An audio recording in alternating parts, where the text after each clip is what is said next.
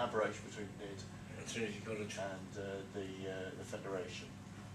So we practice these skills, taking parts, taking turns in talking and listening and asking questions, thinking up questions to ask in a study, learning ways to do research, focus groups, interviews. I mean, in a sense, sort of fairly standard stuff that over time, techniques, things you can do to gather information. And then deciding together, I'm not saying this is a plain sailing thing. People were trying to understand what it meant and coming up with views. And the beautiful thing, the good thing about it, I'm passionate about it, but is that it's people wondering together. And I'm talking about myself as a supporter, wondering what people are actually trying to say. That sort of curious. But you have to also consider the situation that it's not your words that are coming out at the end of the day, it's mine. That it doesn't be overshadowed by your thoughts after that what I'm trying to say is turned around to your advantage rather than mine. Yes. See, that is the business. The guy knows. The guy knows, and Larry O'Brien, who's a guy with an intellectual disability who uses this facilitated communication, pointing to words. Anyway, what did he say? Why don't people take people with learning disability seriously? They don't believe what they hear, and they don't understand what we say. They don't believe us. How could it come from people with learning disabilities? Well, give us a bit of air and let us breathe a bit of oxygen in the world that everybody else is breathing in, and we start to grow in a way that people begin to understand each other. That sort of way. But I can't remember how many slides we are in now. No, this is the research participation research channel. Now this is to do with, isn't this right? This is to do with leaving home, is it? Yeah, and we've used various techniques. Again, Jer would be here to tell us some bit about and this is Jer here, who is acting as the son, and that's his girlfriend. That's his girlfriend, yeah. He wants to leave home. His mum and dad here aren't very impressed with that idea, and his aunt actually is in on his side. We are, I don't know if anybody knows of or heard of Augusta Boal and Forum Theatre. Forum Theatre is like a civil action drama that was set up in Brazil originally. Then he came over to Paris and spread these ideas. And Forum Theatre is really gathering a story together, community development type of thing, really, and common experiences, identifying somebody's oppressed, showing this drama out, running it through once, and then saying what way would it change. Much more interactive than this passive experience you're getting at the moment. What would you do to change this? People are impassioned because they're part of, so people with disability were looking at this thing where people weren't getting the opportunity to get into relationships, or there were barriers there that were not obvious, and people were getting up and saying, I know, okay, well, if you think that, come out here and just take part in this bit of a drama. We run it again, and people actually took part in the drama and got involved in it. So that's a forum theatre technique. I suppose all we're saying there is that it's not just good enough to get data and draw up a research report without it speaking to the people who it's about. So we're using drama, and we did different sort of accessible formats, but that's one of the main things that we did. And the first project that all we want to say in 2009, and the film, the first national inclusive research project conducted in Ireland, and why we asked for choice and control and support in employment, relationships, money management, and renting homes and ownership and communication skills. Yeah. Okay, so this project then is to identify these areas that were important to people, and Joe was involved in the employment side of this. Why did you hone in on that? Just tell us. Well, why I did was because as I say, I work for the Irish Seed Sellers Association, and I've been there for 10 years. But these are some of the colleagues that was in the workshop with me, and they also will take the picture here with Jeff Yeah. sitting down. He was gone out before me. Some of them left after me, but most of the colleagues were gone and left the workshop before me. What's And he doing? And he's working in telecom as a cleaner, and he's been there for God, more I would imagine. Yeah. And John is working in the recycling centre. John and myself used to play soccer with the Special Olympics. We were in when the Special Olympics came to Ireland, we were on the Irish team at the time. And sports stars. And Kevin Lynch, he works in Sintra in Ennis as well. Yeah. So I went out to see what they were doing, and Rob and myself and Ger was involved in this.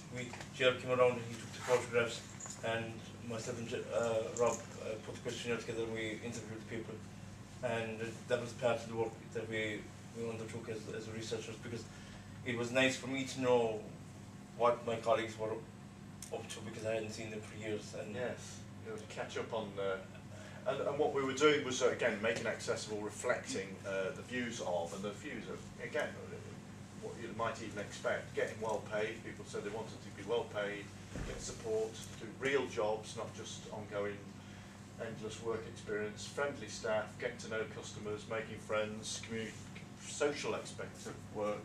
They didn't like low pay, going to loads of interviews and never getting a job. That's obviously getting more common anyway as we go on, but again, frustration of not really, of tantalisingly holding out potential and it not really being taken seriously about finding real work, and maybe just being honest and saying the work isn't there. But anyway, honest engagement, people feeling that employers don't really want disabled people, so feelings of rejection. Becoming a good communicator. This is our friend Jer here. Actually, he's in Tel Aviv here doing this presentation, and he is a tremendous performer. You're missing a treat here. We must say why he's not here. His brother died, passed away in England after an accident. Yes, and that's why he's not here, and that's why I'm taking his place today in doing this for him. And but basically, Jer is a great person for communication. He's articulating in his own unique way, and he's a person with Down syndrome, which he would mention that as well. Yes. So it was a pleasure for me to work with him. Yes. On some of the research, because his father was a teacher, and he came from East Clare as well. Yes, so you have a local connection with him too. Yeah, I have. So that's the being a communicator, and he represented that part of the study.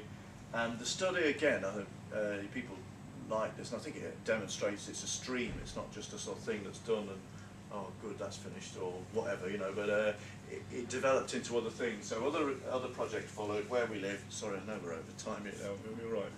Where We Live, and the Relationships and Support Study.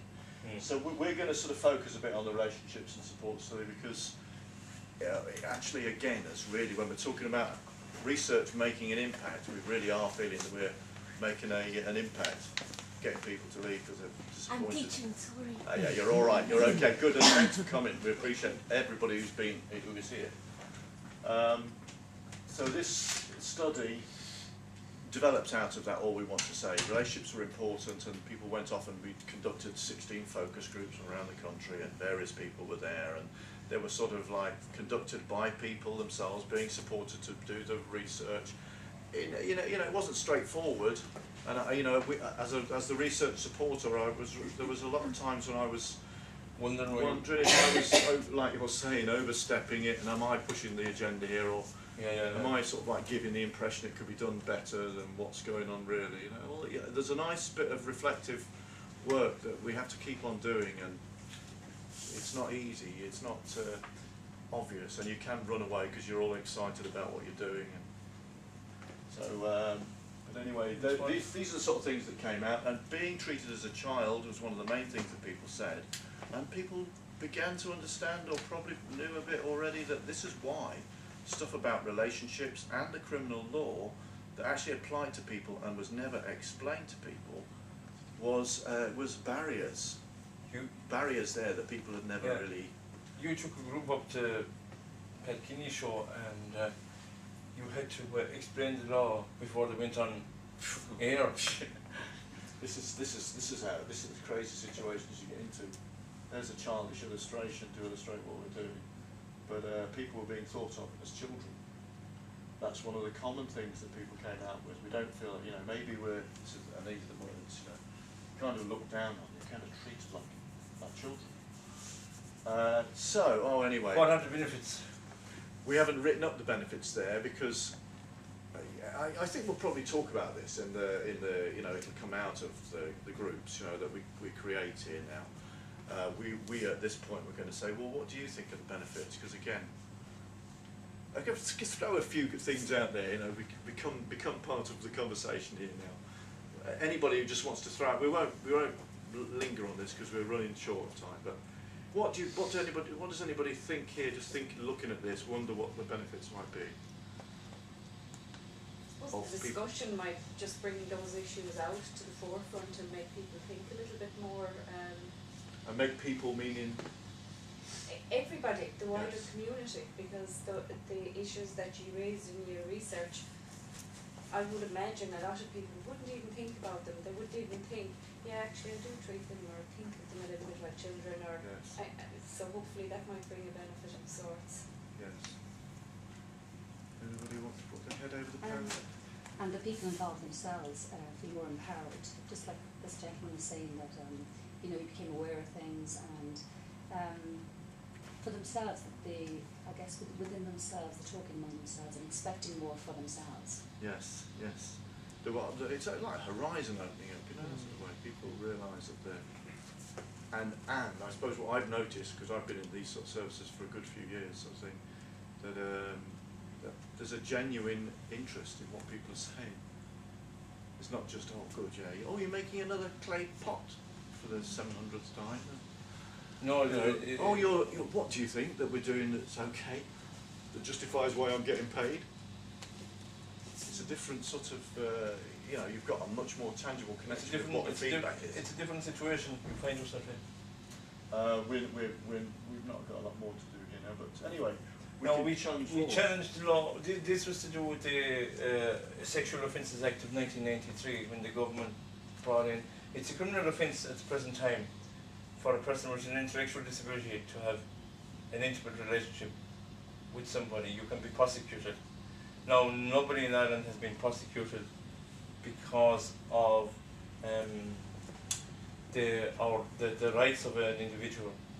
But if the person has an intellectual disability and is proven to be taken advantage of, you can be prosecuted. Yes. And that's why these services were so slow in... Yeah, and families, and people were, you know, I wouldn't say necessarily even people even knew, maybe presumed. It would never come up in conversation maybe, or maybe it had. You know, I know that services themselves would have known. And we always wrestled with it, and why, and then you just realise that actually nobody knew. And how do you actually explain that to people? That but this is the first time sexual relationships you told are me, out of bounds. You know? as I said, when you were going up to Kilkenny with a group of people, you told me over the phone, and I said to you, well, what are you talking about? I mean, nobody had ever said it to me, and yet I was carrying on, we'll say, I developed a relationship with different people in that, Yeah. and nobody ever questioned me, and I took it for granted that that's fine, I can socialise. Fine, all right. I can socialise with these. I can socialise with these people and go out and. Yes. Well, I mean, there are a couple of provisos in that act, and it says something like, if you can live independently, we should have actually put up the words in that, but anyway, you can look it up, the Criminal Law Sexual Offences Act is up there, and it specifically says, unless a person can live independently, or unless you're married, and that's the only way that you can actually have a sexual relationship if you're a person who's deemed to have an intellectual disability. And is that not the reason why the UN Convention has not been ratified in Well, Ireland? that's exactly it, and we actually know That's the this. reason why it's not ratified here. And it is in the UK, it is in Canada, but not here because of that Sexual Offences Act of '93. Yeah, it needs to be. People now that they know. Well, honestly, literally, we've done those dramas. People were coming along. The guy from Fair City walked into one of our dramas and actually took part in the drama. Yes.